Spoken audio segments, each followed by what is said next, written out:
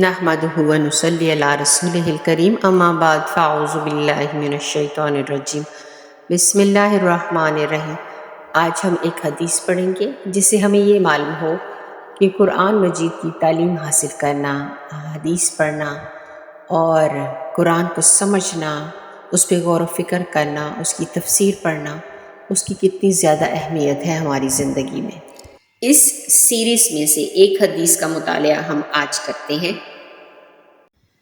حدثنا محمد بن بشار حدثنا ابو داود طیالسی حدثنا حماد بن سلمہ عن ثابت عن انس بن مالک رضی اللہ تعالیٰ عنہ قال، انہوں نے فرمایا، کان اخوانی علی عہد النبی صلی اللہ علیہ وسلم، کہ دو بھائی تھے نبی صلی اللہ علیہ وسلم کے دور میں۔ فکان احدہما یاتی النبی صلی اللہ علیہ وسلم، ان دونوں بھائیوں میں سے ایک بھائی جو ہے نبی صلی اللہ علیہ وسلم کی خدمت میں رہتا تھا، والآخر یختلف، اور جو دوسرا تھا وہ روزی کی تلاش میں محنت مزدوری کرتا تھا۔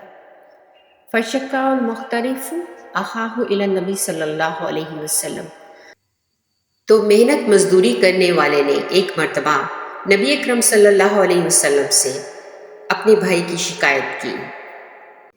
نبی صلی اللہ علیہ وسلم نے فقال، فرمایا، لعلک ترزق بہ، ہو سکتا ہے تمہیں اسی کی وجہ سے روزی ملتی ہو۔ قال ابو عیسیٰ ھذا حدیث حسن صحیح، تو اس حدیث کے مطابق بھی ہمیں معلوم ہوتا ہے کہ اللہ تعالیٰ کی راہ میں لگنے سے ہمیں بے شمار جہاں فوائد حاصل ہیں، ان میں سے ایک فائدہ یہ بھی ہے کہ ہمارا رزق جو ہے اس میں بھی فراخی آتی ہے۔ اللہ تعالیٰ ہمیں دین کو سمجھنے کی اور اس پہ عمل کرنے کی توفیق عطا کرے۔ جزاک اللہ خیرا کثیرا۔